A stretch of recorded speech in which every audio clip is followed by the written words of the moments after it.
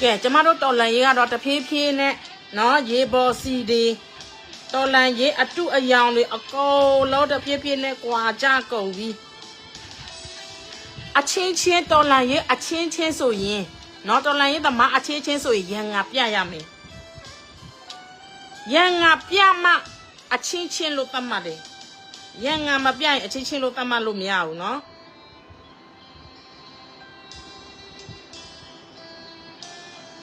ကဲရွှေကရင်တို့အခုမျက်စိပွင့်နားပွင့်ကြကုန်ပြီလားနော်ကော်သူလေအာမင်ရဲ့မပုတ်တင်ကဒီနေ့လေရင်စိတ်မှာအကောင်ဖန်ခံထိတယ်တရားမဝင်ဘူးဆိုတာကိုသူတို့ကတော့အဆင်မြင့်တယ်နော်ကော်သူလေမပုတ်တင်ကိုအမေရိကန်ကတော့မထုတ်လို့ရတယ်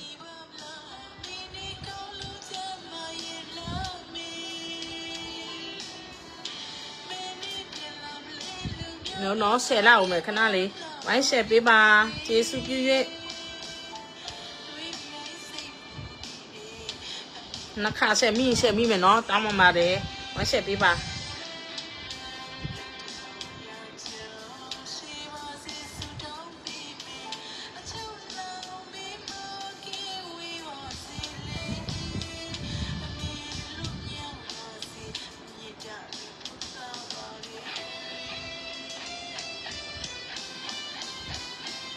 ခုလာမဲ့စစ်တနစ်မြောက်အမေစုမွေးနေ့နော်ကျမတို့ကတော့လူမျိုးရေးနင်ပါလူမျိုးလဲငါပါလူမျိုးလဲဆိုတဲ့လူမျိုးရေးခွဲခြားတဲ့စိတ်ဓာတ်ကျမတို့မှမရှိဘူးဒါပေမဲ့လူကိုလူချင်းတန်မိုးထားတဲ့နော်လူစိတ်ရှိတဲ့ခေါင်းဆောင်တွေကိုပဲကျမတို့ကချစ်တယ်ကျမမျက်နှိုးတယ်လူမျိုးရေးတို့နော်ပြောလာပြီးဆိုရင်အဲ့ဒီလူကိုတော့တတိထားတော့နော်အခုအမေရိကန်မှာရောက်နေတဲ့အမေရိကန်မှာဒုက္ခသည်အဖြစ်ထွက်ပြေးသွားတဲ့ဝရမ်းပြေးအီကိုနိုင်လိုက်လွင့်လို့ဆိုရင်ကျမတို့ကိုအမြဲတမ်းပုတ်ခပြောဆိုပြီးတော့မဟုတ်မဟတွေလီးဆက်ပြောဆိုသွားတာတွေ့တယ်ကျမတို့စောက်ကူးမဆိုင်ပါဘူးဒါပေမဲ့ तू ကကျမကိုပြောတယ်ကျမကဘာလူမျိုးလဲဗမာလားကရင်လားဆိုပြီးတော့ဝေခွဲမရဖြစ်နေတယ်ဒါကြောင့်မို့လဲအမျိုးသားရေးလို့ပြောပြီးတော့အခုဒီအမျိုးသားရေးကိုအသုံးချကောင်းလို့ပဲအခုကျမတို့ကရင်ပြည်နယ်ကမင်းအောင်လိုက်ပြည်နယ်ဖြစ်ကုန်ပြီနော်ပိုဆိုးတာကအခုကရင်ပြည်နယ်မှာကြိုက်တယ်လို့လှုပ်လို့ရတယ်ကြိုက်တယ်လို့နော်မြင်းစေးရောက်မလားမြင်းစေးအာဝါတွေလောင်းကစားလှုပ်မလားအကုန်လှုပ်လို့ရတယ်ဘာပြောလဲဆိုတော့ဥပဒေမဲ့တဲ့ပြည်နယ်ဖြစ်သွားပြီကျမတို့မြန်မာတိုင်းနိုင်ငံလုံးချုပ်ပြီးတော့ကြည့်လို့ဆိုရင်ကရင်ပြည်နယ်ကအဆိုးဆုံးပဲနော်ဒါကြောင့်မလို့အခုကော်သူလေအာမင်ကလည်းကော်သူလေနိုင်ငံထောင်မယ် KNU ဥက္ကဋ္ဌကွယ်ထူးဝင်းကလည်းကော်သူလေနိုင်ငံလားပြည်နယ်လားတော့မသိဘူးတကယ်တော့လက်ရှိကရင်ပြည်နယ်ကတော့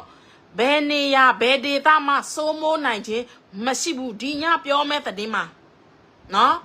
ဒီညပြောတဲ့သတင်းမှာကျမကတော့အဓိကနဲ့တာမညကိုပဲခွဲခြားပြီးတော့ပြောသွားမယ်ပြည်သူတို့ပြီးတော့လက်ရှိကျမတို့ပြည်သူတွေခံစားနေရတဲ့ဒုက္ခအခုပြည်သူတွေကလေမခံစားနိုင်လို့နော်မခံစားနိုင်လို့ Facebook မှာသူတို့ရင်ဖွင့်တယ်ဘလို့ရင်ဖွင့်တာလေနော်ဒါမြေပြင်ကကျမတို့ကရင်လူထုတွေရဲ့ခံစားနေရတဲ့ဒုက္ခကိုကျမကတော့အဓိကဦးစားပေးပြီးတော့ဖော်ပြသွားမယ်ကျမတို့ရဲ့ KNU ဥက္ကဋ္ဌကွယ်ထူးဝင်းသိပါစေကြားနိုင်ပါစေနော်ဒီ like ကိုလည်းများ share ပေးကြပါအမျိုးသားရေးအစွန်းရောက်အုပ်စုတွေများကြားနိုင်ပါစေဒါပေမဲ့အခု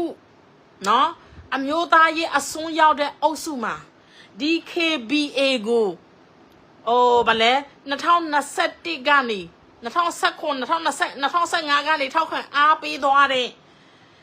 သူကတော့ဒီ KBA မှဒီ KBA အခုတော့နောင်တရသွားပြီအခုမှမျက်စိပွင့်နားပွင့်သွားတယ်ကျမထင်တယ်နော်ဘယ်လိုပြောမလဲအခုမှရင်ဖွင့်တယ်အခုဒီ KBA ရဲ့လောက်ရကနော်လူတို့အတွက်မဟုတ်ဘူးဆိုတာကိုအခုမှသိတယ်ဒါပေမဲ့အစိတ်ပင်ရေလောင်းခဲ့ကြတာ 2015 16 17 18 19 20 21 23ထိသူကိုယ်တိုင်ရင်ဖွင့်သွားတယ်အဲ့ဒီနှစ်တွေကိုပြန်ပြီးတော့နော်ချုပ်ကြည့်လိုက်ပြန်ပြီးတော့လက်လာကြည့်လိုက်ဆိုရင်ပြည်သူအလူငွေတွေပြည်သူရဲ့ဘဏ္ဍာငွေတွေနှမျောစရာကြီး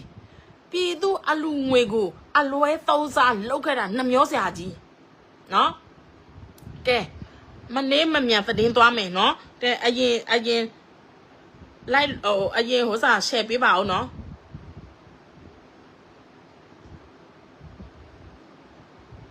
ခဏဝိုင်း share ပေးပါကဲအားလုံးအမေစု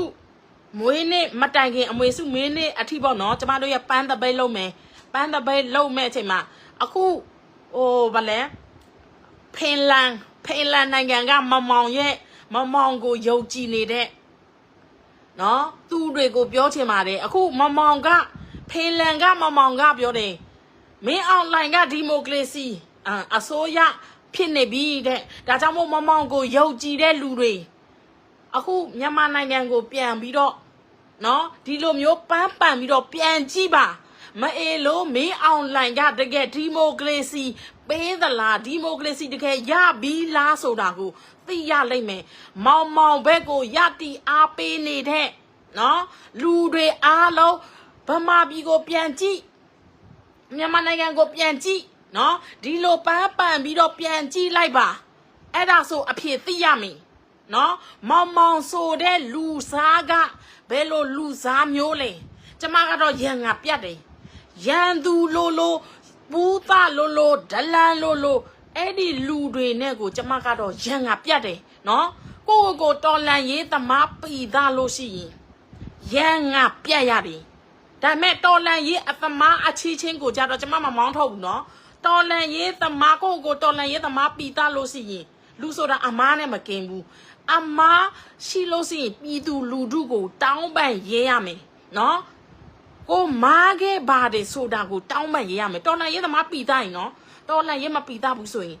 ငါတော်လန်ရေးမလုပ်တော့ဘူးငါထွက်တော့မယ်တော်လန်ရေးမသိလို့ရှိရင်နော်ဒီတော်လန်ရေးကဘယ်လိုပြောကိုကစိတ်ဓာတ်ခိုင်မာတယ်ဆိုရင်ဘယ်သူဘာပြောတော်လန်ရေးကထွက်เสียအကြောင်းကိုမရှိဘူးတော်လန်ရေးသမားပီသားလို့ရှိရင်နော်ထွက်เสียအကြောင်းကိုမရှိဘူးထွက်ပြီးဆိုရင်ဒီလူတွေကငကိုတဲကမူမမှန်လို့ပဲအတိကပြောချင်တာက PRS ကိုဝန်းရံရမယ် PRS ဒီကျမတို့တနိုင်ငံလုံးအတွက်ပြည်သူအင်အားပဲ PRS ကိုဝန်းရံကြပါပြောလိုက်လို့ရှိရင်တော်လန်ရေးအောင်မြင်ခြင်းနဲ့တော်လန်ရေးအောင်မြင်ခြင်းနဲ့ဒါပေမဲ့မြေပြင်ကိုဓာတ်ရိုက်ကျမတို့မားခဲ့ဘူးပါတယ်နော်မြေပြင်ကိုဓာတ်ရိုက်ကူလို့အခုကျမတို့သိလိုက်ရပြီမြေပြင်ကိုဓာတ်ရိုက်ကူလို့ရှိရင်တော်လန်ရေးမိခင်တွေဖခင်တွေတိုးလာမယ်ပြည်သူတွေနော်ပြည်သူတွေကြောင့်ကျမတို့ဒီတော်လန်ရေးအောင်မြင်လာတာကိုမမြင်ကြတော့ဘဲနဲ့အဲ့ဒီတော်လန်ရေးထောက်ပို့ဆယ်လီတွေကမြေပြင်ကိုဓာတ်ရိုက်ထောက်ပို့လိုက်တော့ဟာမိခင်ကြီးတွေဖခင်ကြီးတွေဖြစ်လာတယ်ဒါကြောင့်မလို့ကျမတို့ပြည်သူအာမလူမှုကူညီရေးအဖွဲ့ကတော့မြေပြင်ကိုလောဝဓာတ်ရိုက်ထောက်မပို့တော့ဘူး NUG MOD PRS ကနေဓာတ်ရိုက်နော်ကျမတို့ COC အောက်ကနေပဲကျမတို့ထောက်ပံ့တော့တယ် PRS ကိုကျမတို့ထောက်ပံ့တော့တယ်ဒါကြောင့်မို့ကျမတို့ပြည်သူတော်လှန်ရေးအမြင်အောင်ခြင်းလားအမြင်အောင်ခြင်းတယ်ဆိုရင် PRS ကိုဝန်ရရမယ် PRS ဒီပြည်သူအင်အားပဲ PRS ဒီတနိုင်ငံလုံးအတွက်ပြည်သူအင်အားပဲเนาะဒါကြောင့်မလို့တော်လန်ရေးမိခင်ကြီးတွေဖခင်ကြီးတွေဆယ်လီကြီးတွေထောက်ပို့ဆယ်လီကြီးတွေဒီညပြောမယ်เนาะဒီထက်မှန်တဲ့စကားမရှိတော့ဘူးအဲ့ဒီဆောင်းပါးစင်ရေးထားတဲ့ဗါလဲထောက်ပို့ဆယ်လီကြီးတွေက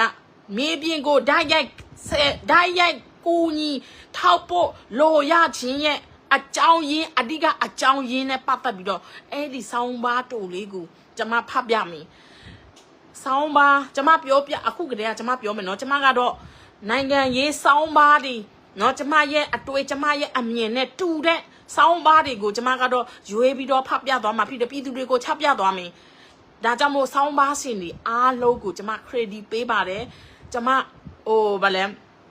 အသိမပြုပါတယ်လေးစားပါတယ်နော်တခါတည်းကျမမပြောပြခဲ့ရင်လည်းတောင်းပန်ပါတယ်ဒါကျမကတော့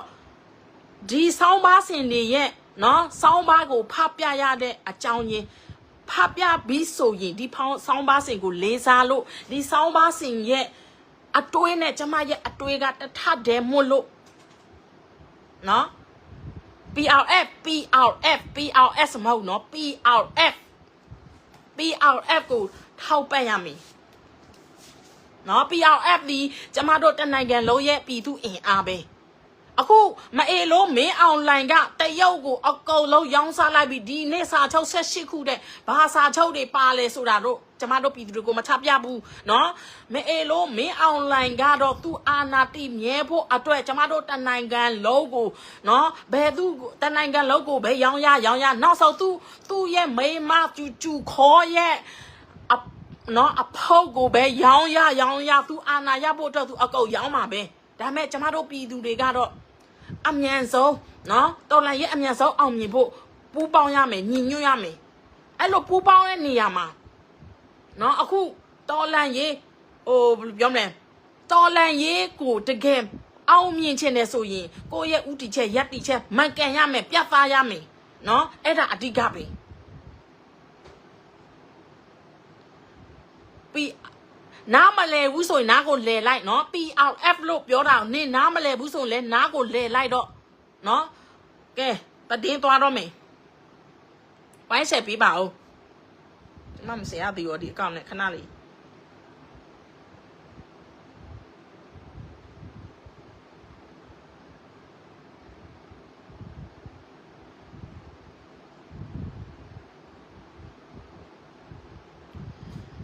အကောင့်ကတော့ထုံးစံအတိုင်းနော်ကျမအကောင့်ကတော့လောအနီစောင်းပါပဲဖတ်တာတော့မှအဝါရောင်ထိတယ်အဖစ်ဖွင့်တဲ့အကောင့်တွေကနော်မမြဲဘူးပြီသူတို့ထုတ်ရလွယ်တယ်သူတို့ဖျက်ရလွယ်တယ်ဒါကြောင့်မို့နော်များရှယ်ပေးပါများ comment လုပ်ပေးပါကျမလိုက်လွှင့်လို့ရတဲ့အကောင့်ဒီအကောင့်ပဲရှိတယ်နော်ဘယ်သူ PRF ကိုစပီအောင်မအောင်ကျမကတော့ PRF ကိုစပီအောင်မယ် PRF အခုထွက်လာပြီနော်တနိုင်ငံလုံးအတိုင်းအတာနဲ့အခုထောက်ပို့တာဒီတစ်ခါလဲစင်ကာပူပဲပထမရတယ်စင်ကာပူပထမဒုတိယကတော့မြန်မာနိုင်ငံတတိယကတော့ဘာနိုင်ငံလဲမသိကျမမိသွားပြီကျမတို့ထိုင်းကတော့အဆင့်၄မှာပဲရှိတယ်နော်တနိုင်ငံလုံး54တန်းသောပြည်သူတွေက54တန်းသောပြည်သူတွေထဲမှာအခု PRF ကိုဝန်းရံတာ2000တော့မပြည့်ဘူးဆိုတော့ရှက်ဖို့ကောင်းပါလေမင်းတို့တော်လန်ရဲ့အောင်မြင်ခြင်းနဲ့ဆိုရင်နော်တော်လန်မိခင်ကြီးတွေဖခင်ကြီးတွေစီမသွားဘဲနဲ့ PRF ကိုပဲဓာတ်ရိုက်ကူပေးကြပါ